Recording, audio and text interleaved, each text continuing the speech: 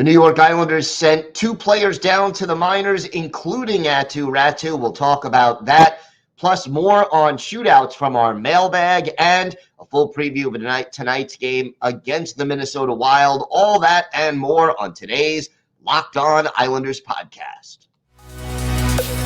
Your Locked On Islanders, your daily podcast on the New York Islanders. Part of the Locked On Podcast Network, your team every day.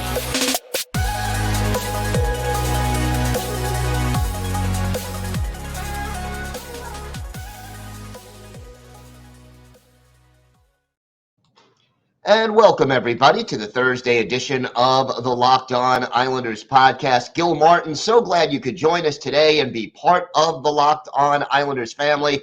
And thank you for making Locked On Islanders your first listen every day. We are free and available on all platforms. Today's episode is brought to you by BetOnline. BetOnline has you covered this season with more props, odds, and lines than ever before. BetOnline, where the game starts. We have got plenty to talk about, including Aatu Raty heading back to Bridgeport as the Islanders send him down. But first, if there's something Islanders related on your mind, if you have a question, a comment, maybe a topic you'd like us to discuss on a future episode, feel free to send us an email. The email address, as always, lockedonislanders@gmail.com. And if you leave your first name and where you're from, we're happy to mention you on the show when we talk about whatever it is that's on your mind. You can also follow the show on Twitter at Locked On Isles, and you can follow me, Gil Martin, on Twitter at Ice Wars, NYRVSNYI. We'll give you some instant insight and analysis during Islanders games, and we'll keep you up to date on all the latest Islanders news, notes, and happenings. Always great to interact with fellow Islanders fans, game time or anytime, so please follow on Twitter and feel free to reach out. So the news, we know the Islanders are getting healthier. Simon Holmstrom was back in the lineup. Cal Clutterbuck is back in the lineup. And so the Islanders made a couple of moves on Wednesday, sending 2 players down to Bridgeport. And I can't say that the first one was a surprise. The second one was a little bit of a surprise, but not a lot. And in fact, realistically, the more I think about it, the less surprising it was. Aatu Raty and Robin Salo assigned to Bridgeport by the Islanders. Now, why Robin Salo? Let's get that out of the way first. I have 2 words to answer that. Parker Wotherspoon. Wotherspoon is much more reliable defensively than Salo. It is clear that the Islanders don't trust Salo defensively. And I think the other thing is this. You've heard me talk about the issue of having Robin Salo on the ice as well, or in the same game at the same time as Sebastian Aho. You can have one of those 2 guys out there, but having both of them is a little bit of a problem. And I think Lane Lambert's lack of trust in Salo defensively was demonstrated by the fact that as a defenseman, he only averaged 9 minutes and 36 seconds per game of ice time. For a forward, that's on the low side. For a defenseman, it's very low. And it means that the Islanders really don't trust what he'll do in his own zone enough to give him substantial ice time. So with Parker Wotherspoon playing well, and obviously with Adam Pelech still not ready to return, it doesn't make sense to have Salo around. He's still only 24. You want him to play if there's another injury or a need for him to come back up. He's just a ferry ride away. But right now, for the Islanders, sending him down so he can play a little bit more makes a certain amount of sense. As for Aatu Raty, I know that people are going to be disappointed that he got sent back down. But I will say this about Raty. He made a much better impression on the coaching staff and on the fans. And I think he's very close to being ready to play. Look, we all knew that Lou Lamoriello was calling up Raty and that it wasn't meant to be a permanent thing. But at the same time, they wanted to see what the kid could do, give him his first taste of regular season NHL action, and he provided 2 goals in 7 games despite very limited ice time. And more importantly, from an Islanders perspective, showed that he is still a solid player without the puck. And I think this is one of the differences between Raty and Salo, even though they play different positions. Lane Lambert, here's the quote that Andrew Gross tweeted of Newsday. Lane Lambert says there's a lot of foundation, putting that in quotes, with Aatu Raty for future NHL success based off his initial run in the NHL. And that's because Raty already understands the defensive side of things. Coaches love working with that. Now, Raty only averaged 8 minutes and 25 seconds of ice time per game. But here's the thing.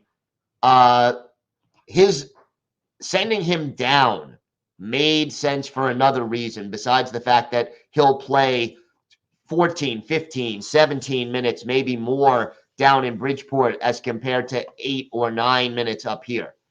But because he signed his entry-level contract and was still 19 years old on or before September 15th of the year he signed, if he doesn't play 10 games in the NHL this season, he can have his entry-level contract extended by a year.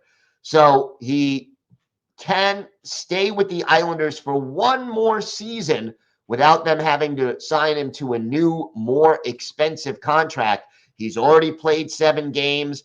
In case they need him to come back up for another 2 games, sending him back down, I think, makes sense. And again, you want to see the kid get more ice time. I think that his 7-game stint gave him more confidence that he can play in this league, and it gave the coaching staff more confidence that he's the real deal and that he will be back on Long Island sooner rather than later. I don't think he'll be back this season until if the Islanders make the playoffs. Maybe he, is a black ace in playoff time. But to me, this is a good thing. Send him back down.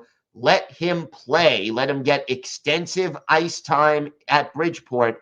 And then, if the Islanders make the playoffs, let him come up. Let him be a black ace. Or if he's really, really playing outstanding hockey in Bridgeport, bring him up. Let him play in the NHL if he proves he's ready. But we are seeing good things from Aatu Raty. And I think in the long run, the move makes sense. I know Islander fans are hungry for goal scoring and that Aatu Raty can add goal scoring, but he's not going to add a lot of goal scoring just yet. And spending the rest of this year in Bridgeport and having him under contract for an extra year makes the most sense in the long run. And I'll take it a step further. Even if the Islanders were to keep Aatu Raty up, it doesn't diminish the fact that they need to go out and get that goal scorer that we've been clamoring for more than a year now. And that if they don't do that, it's going to be a problem. So Raty might help a little bit, but he is not the answer yet as a forward. But he has a bright future. He made a definite impression on the fans and the coaching staff, and I was really pleased with what I saw from him so far. We have got a lot more to get to on today's show. We have our full preview of the game against the Minnesota Wild coming up tonight at UBS Arena. Plus, we go to the mailbag and answer some of your questions, and we have our Islanders birthday of the day. All that and a whole lot more coming up next on the Locked On Islanders podcast. Today's episode is brought to you by your friends at BetOnline. BetOnline.net is your number one source for sports betting info, stats, news, and analysis.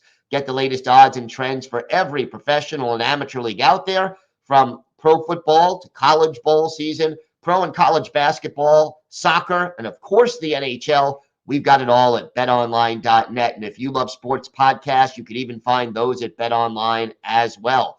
We're always the fastest and easiest way to get your betting info. And hey, if the Islanders' strong performance on Tuesday gives you more confidence that they'll play well tonight against Minnesota, head on over to betonline.net and check out the latest odds and props. Head to the website today or use your mobile device to learn more. BetOnline, where the game starts. Thanks again for making Locked On Islanders your first listen every day. Make sure you check out Locked On NHL Prospects, your daily podcast covering the next generation of hockey superstars leading up to the NHL draft. Plus, NHL draft rankings and top prospect comparisons for every team. Locked On NHL Prospects available on YouTube and wherever you get your podcasts.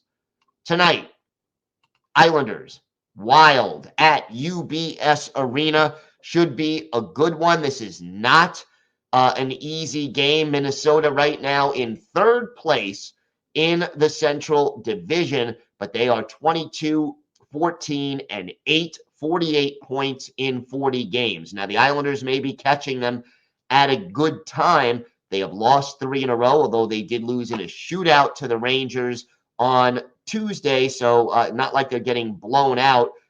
They lost to Buffalo 6-5, to St. Louis 3-0, and then to the Rangers 4-3 in the shootout. But the numbers show that this is a solid team defensively. They are in the top 10, 9th overall in goals allowed, and really right now they have a good 1-2 punch in goal.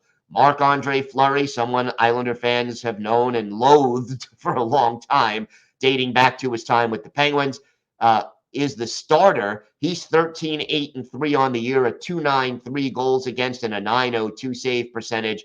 His backup, Philip Gustafsson, 9, 6, and 1, a 2.25 goals against and a 9.24 save percentage. So Gustafsson actually outplaying Fleury, although in fewer games. I'd say right now it's Fleury playing 3 out of every 5. Now the Wild played Tuesday, so they had a day off just like the Islanders. They have another day off before their next game when they go back to the Twin Cities to play the Arizona Coyotes on Saturday. So probably since Fleury played against the Rangers and faced more than 40 shots, we may very well see Gustafsson tonight against the Islanders. But again, we'll let you know as soon as we do. Scoring-wise, Cyril Kiprasov is their top goal getter, 24 goals, 49 points. He leads the team in both goals and assists, and he has 11 of his 24 goals and 20 of his 49 points on the power play. He also leads the team with 4 game-winning goals, so Kiprasov also coming up big in the clutch. Former Ranger Matt Zuccarello is second on the team in goals with 17 and in points with 41, followed by Joel Eriksson Ek and Matt Boldy. So here is a team that has more talent defensively than offensively. We mentioned they're 9th in goals allowed, but they're 22nd in goals scored. The power play and penalty kill, both right smack in the middle. The power play 14th in the league, the PK 16th in the league. One problem, though, that could be helpful if only the Islanders' power play could get going. The Wild are next to last in penalty minutes in the league. They take a lot of penalties, and if the Islanders can get some power play chances as a result of that inconsistency, it would certainly help them in that regard. So hopefully, if the Wild end up taking penalties, the Islanders' power play can take advantage. Can I say I'm confident about that? Even after the power play goal Tuesday night? No, not really, but hopefully. We'll see. Line combinations. The top line in the game against the Rangers, Sam Steele centering Kiprasov and Zuccarello. Frederick Goudreau is the second line pivot with Matthew Boldy to his left, Ryan Hartman to his right, Joel Eriksson Ek, Marcus Foligno, and Jordan Greenway are the third line, and Connor DeWar, Brandon Duhaime, and Ryan Reeves make up the fourth line. Jacob Middleton and Jared Spurgeon are the top defensive pairing, followed by Jonas Brodin, Matthew Dumba. They're the second pair, and John Merrill and Kalen Addison are the third. As we mentioned, the goalies right now, Fleury and Gustafsson, and this team pretty healthy coming into this game. So, the Wild, they're going to try to shut down your game. They don't want you to have a lot of quality scoring chances. They get it done with defense more than with offense. They're kind of almost like, in that sense, similar to the New York Islanders. Gotta slow down Kiprusoff, especially on the power play. And don't overlook Eriksson Ek, who is on the first power play unit. And Kiprusoff drops back to the right point. So he can be dangerous from there. Got to watch him. He sort of makes that power play go.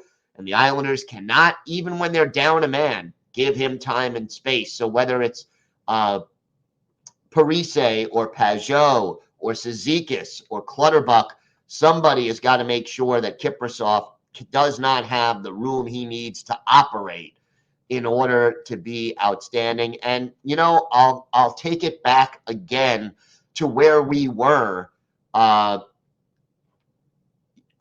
Tuesday night. If the Islanders play the way that they did Tuesday, they have a good chance of winning every night. Now, be interesting to see who gets the call in goal. Will Lane Lambert go back with Sorokin again? Sorokin played very, very well on Tuesday. Or does he go with Varlamov? Now, I think they'll go with Sorokin, but only for one reason. Next game is Saturday. You got the Montreal Canadiens. They are, on paper at least, the team that the Islanders are most likely to beat on this difficult 5-game homestand.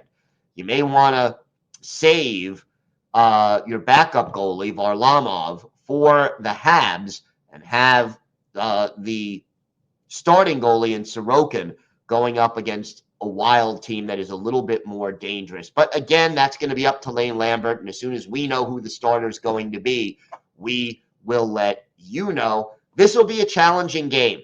And I'm glad the Islanders picked up a point against Dallas. It should have been and could have been 2. And now they got to figure out a way to get 2 points tonight. We all know how tight the standings are. And the Islanders really have to find a way to rise in the standings. They are now 6th in the Metropolitan Division. They're 1 point behind Pittsburgh for 5th, but Pittsburgh has 2 games in hand, and they're 5 points behind Washington, but the Islanders have a game in hand. In other words, not a lot of margin for error. And by the way, the Islanders' power play, even after scoring in their last game on Tuesday, it's fallen all the way to 27th in the league, and that's got to get closer to the middle if this team is going to contend. We have got more to get to on today's show. We'll go into the mailbag, answer some of your Islanders-related questions, and a lot of them have to do with shootouts, plus our Islanders' birthday of the day. All that and more still to come on today's Locked On Islanders podcast. Today's episode is brought to you by Built Bar. If you're looking for a delicious treat but don't want all the fat and calories, then you got to try a Built Bar. We just got through the holidays, and I know my goal is to eat a little healthier this year. But if you're like me and you want to eat healthier, you don't want to compromise taste, well, I've got just the thing for you. You got to try Built.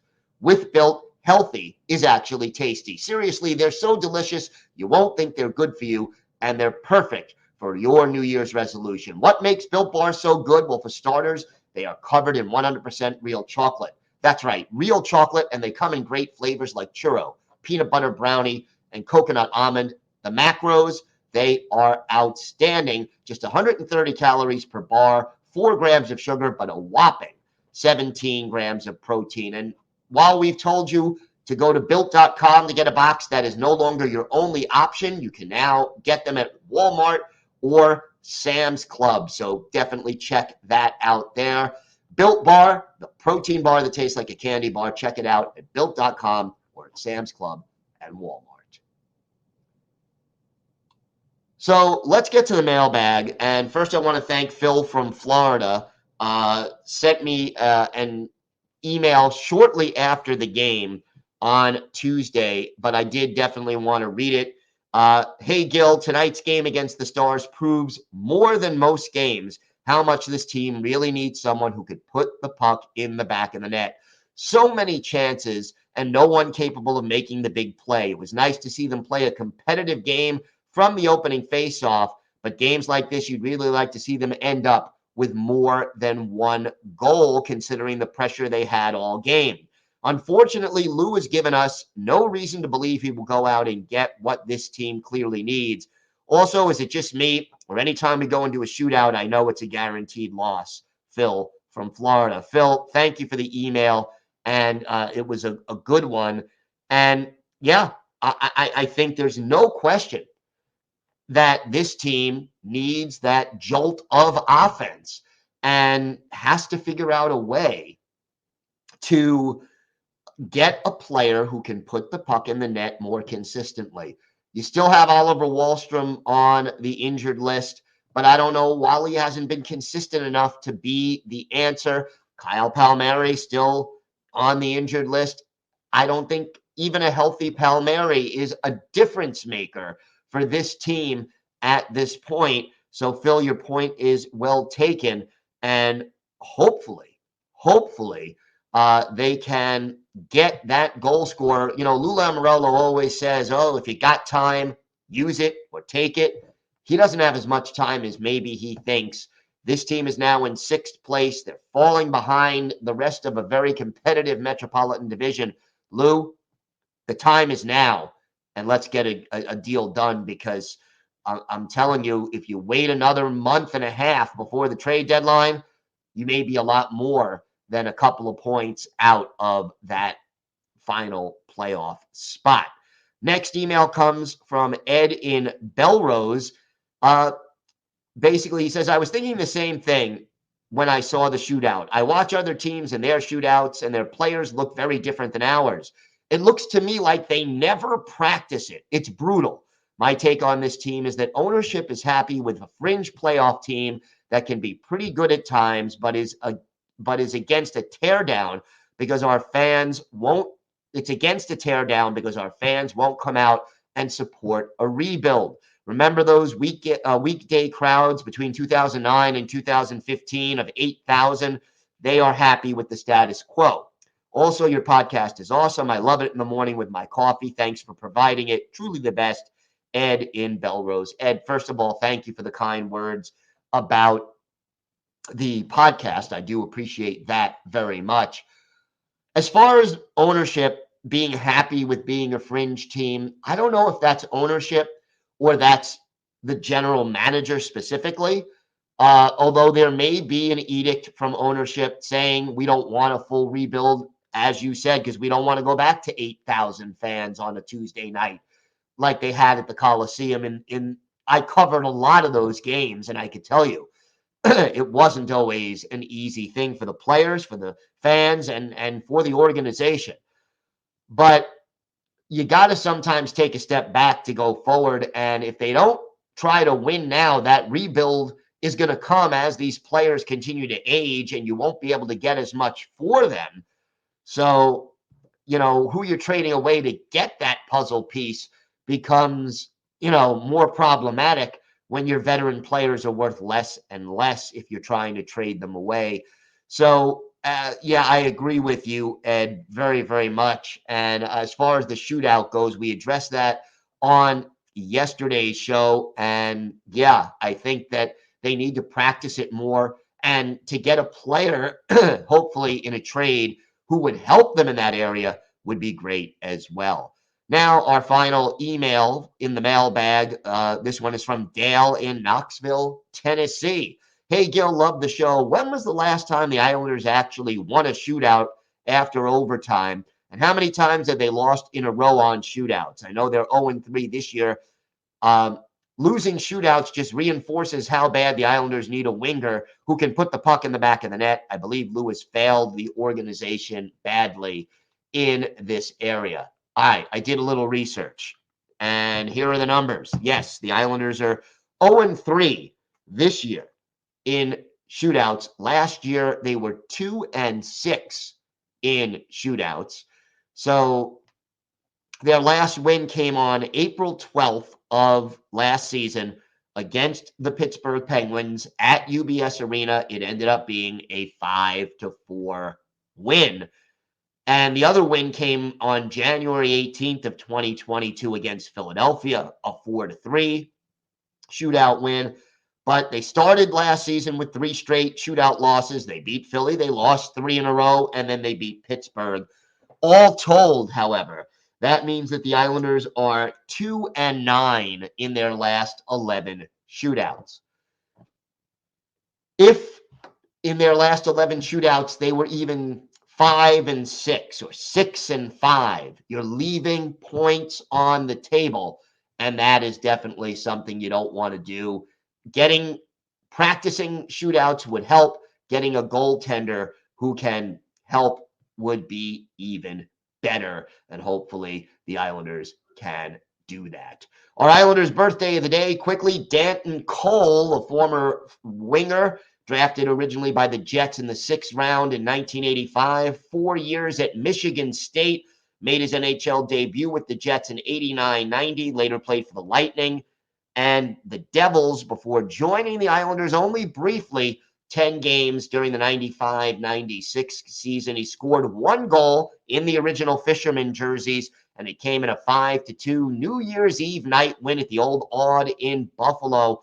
Islanders beating the Sabres in that game 5-2, and yeah, it was an empty net goal to clinch the game for the Islanders. That was Danton Cole's highlight as an Islander in his brief 10-game tenure. So his birthday was actually Tuesday. He turned 56, and we wish Danton Cole a very happy birthday.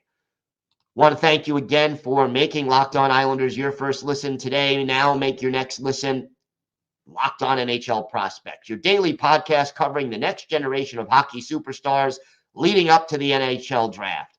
Locked On NHL Prospects, available on YouTube and wherever you get your podcasts. We will be back tomorrow. We will have our key takeaways from the game against the Wild and a full preview also of Saturday's game against the Canadiens. And that's a game I will be at. So if you're there and you want to say hello, please get in touch with me. It'd be great to meet up. Have a great day, everybody. Stay safe. And of course, let's go Islanders.